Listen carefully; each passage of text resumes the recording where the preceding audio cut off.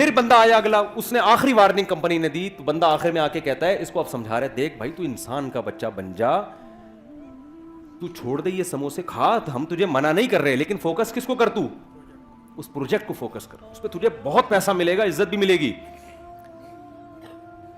تو پھر جواب میں کہتے ہیں, ابے بھائی ایسے بھی میں ٹیکسی چلا رہا ہوں, اتنا پیسہ, اتنے سموسے, میں بھی پلاٹ خریدوں گا. تو کیا کہے گا, ابے بھائی میری نظر میں اس پلاٹ اور اس پروجیکٹ جو تو کام کر رہا ہے نا, اس کی ویلیو 2 ٹکے کی بولو نہیں ہے. اب جیسے ہی 2 ٹکے کا لفظ بولا, فوراً کمنٹس آنا شروع ہوا, بھائی کیوں 2 ٹکے کی نہیں ہے یار, میں پراپرٹی خرید رہا ہوں, کروڑوں روپے کی پراپرٹی ہے, سموسا کھا کے دیکھ مزہ نہ آئے, پیسے واپس.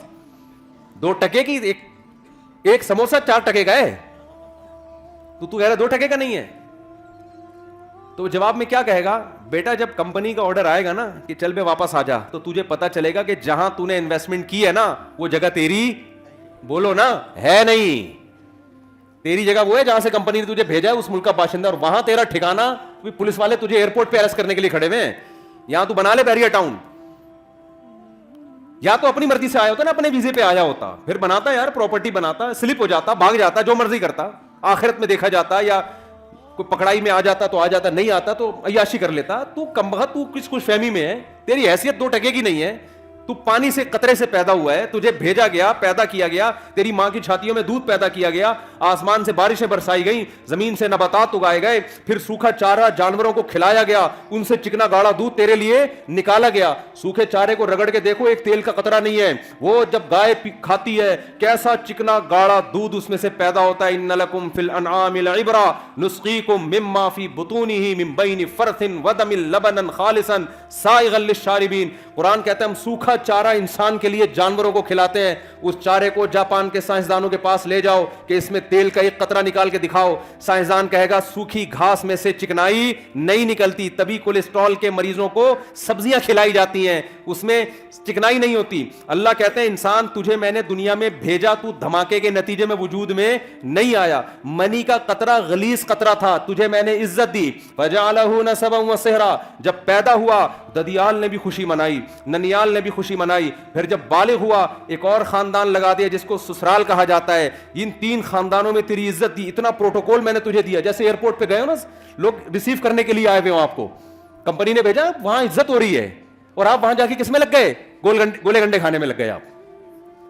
ایسا پروٹوکول اللہ نے انسان کو دیا. پیدا ہوا, آسمان سے بارشیں, الم نجعل لہ عینین, دیکھنے کے لیے 2 آنکھیں دی اللہ نے, ولسانا وشفتین, زبان دی, ہونٹ دیے, کیسی خوبصورت باڈی انسان کی بنائی گئی. لقد خلقنا الانسان فی احسن تقویم, بہترین خوبصورت انداز سے پیدا کیا. وسخر لکم ما فی السماوات وما فی الارض, کمپنی نے تو آپ کو صرف سموسوں کی دکان کھول کے دے دی تھی, 2-4 ڈاکٹر بٹھا دیے. اللہ کہتے ہیں جب میں نے انسان کو دنیا میں بھیجا, جو کچھ آسمانوں میں, جو کچھ زمین میں, سب کا سب تیری خدمت میں لگا دیا میں نے.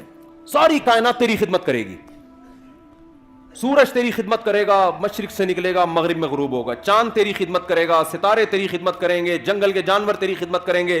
تو جب گوشت کھانا چاہے گا لاکھوں کروڑوں بکروں کو ذبح کر دے گا, ان سے زندگی کا حق چھینے گا. تو جب چاہے گا سمندر سے لاکھوں ٹن کروڑوں ٹن مچھلیاں سے زندگی کا حق چھینے گا. آپ فشری میں جا کے دیکھو, کراچی کے ساحل پر روزانہ سمندر انسان کو ایسے رز نکال کے پھینک رہا ہے, لے جا بھائی, مچھلیاں نکل رہی ہیں, انسان دبا کے لانچوں سے مچھلیاں نکال رہا ہے. مچھلی زندہ چیز ہے, اس سے زندگی کا حق انسان چھینتا ہے اپنے زبان کے چٹخاروں کے لیے. خدا نے کہا چھین لو اس سے حق. کیوں؟ میں نے کس کے لیے پیدا کیا؟ تمہارے لیے پیدا کیا. آپ اس سے نکالتے ہو, تجارت بھی کرتے ہو, بزنس بھی کرتے ہو, ساری فیسلٹیز حاصل کرتے ہو. اربوں کھربوں مرغیاں روزانہ ان کی گردنیں کٹتی ہیں, ان سے زندگی کا حق چھینا جاتا ہے تاکہ ان کا گوشت انسان کی خوراک کا حصہ بنے. لاکھوں کروڑوں بچڑے ذبح ہوتے ہیں ڈیلی بیسس پر, جس کا گوشت انسان کی خوراک کا حصہ بنتا ہے. پوری کائنات انسان کی خدمت میں لگا دی اللہ نے. پھر اللہ کہتے ہیں میں نے تیرے لیے ایک اور کام کیا, تجھے یا تو مرد بنایا یا عورت بنایا, تاکہ مرد ہو تو عورت کی طرف رغبت, عورت ہو تو مرد کی طرف رغبت, تاکہ دونوں کا ملاپ سے دونوں کو ذہنی سکون ملے, اور پھر تجھے اولاد ملے, تیرا خاندان آباد ہو. یہ نعمت بھی میں نے تیرے اوپر کی.